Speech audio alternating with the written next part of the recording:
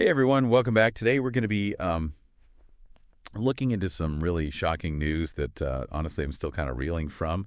It's about the death of Gene Hackman. Oh, wow. Yeah. Big star. Yeah, I mean a huge star, the French Connection, Yeah. Superman, you know, I mean I think a lot of people remember him from so many classic films, but what's really strange is that there's all this mystery surrounding his death Mm. and his wife Betsy. Yeah. Um, and so we've got this article here from express.co.uk, and this is kind of our case file for this deep dive today. And I'm telling you, it's juicy. It's got a lot of twists and turns. So we're going to really try to figure out like what happened here. Yeah.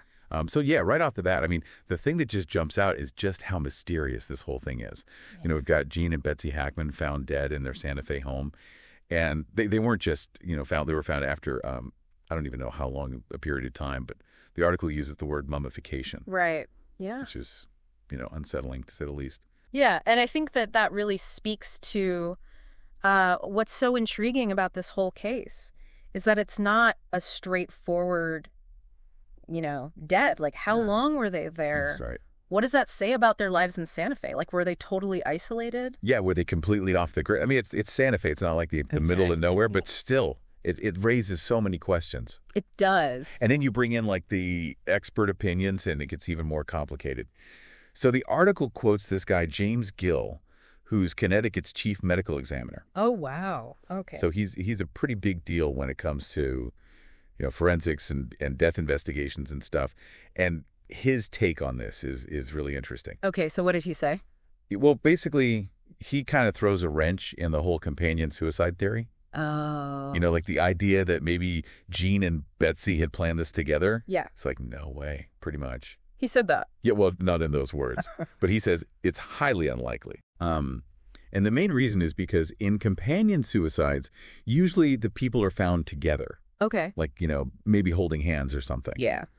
But in this case, Gene and Betsy were found in completely separate parts of the house. That's a good point. Yeah. So that really throws that whole theory out the window, I think. Yeah. So then the question becomes, okay, well, if it wasn't a suicide pact, what happened to Gene? Right. And Gill has some ideas about that too. So the article mentions that Gene had heart disease and a pacemaker. Okay. And Gill suggests that it's possible that Gene just, collapsed from a heart attack. Uh-huh. Or some kind of cardiac event. And, sadly that happens. Yeah. I mean, it's not uncommon even for, a big star like Gene Hackman. Right. You think of celebrities, they're just like us. Exactly. Yeah. They're not immune to these kinds of things. So it seems like we might have a plausible explanation for Gene's death. Yeah. And that leaves us with the huge question of what about Betsy? Yeah. What about Betsy? Yeah. Yeah, that's the big mystery, right? I mean, that's what we really want to figure out. And even Dr. Gill admits that Betsy's death is kind of a gray area in all of this.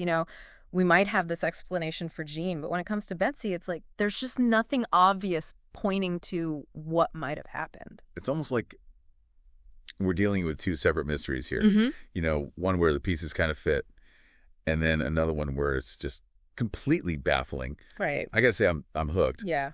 The article also mentions their dog, which is another thing that's kind of weird about this whole case. Oh, it's a dog? Yeah. Yeah. So the police report actually initially got it wrong. They said that their German Shepherd bear was the one who had passed away. Oh, wow. Really? Yeah. How did they mess that up? I know, right? Like, it's not like dogs are interchangeable. Yeah. But as it turns out, both Bear and their other dog, Nikita, were totally fine. The dog that was found dead was actually their 12-year-old Australian Kelpie mix, Zinna. Okay, so they made a mistake, but it's still like, why was Zinna found dead? I mean, was it just old age, or is there something more to it? Yeah, that's a good question. And Dr. Gill, he's got a theory about that, too. He thinks that maybe Zinna just ran out of food and water. Oh, that's so sad. Yeah, it is. Oh. And, thinking about the timeline, it makes sense, right? Like, if Gene and Betsy were gone for a while, Zinna might have been trapped somewhere, unable to get to food or water. Yeah, that's true.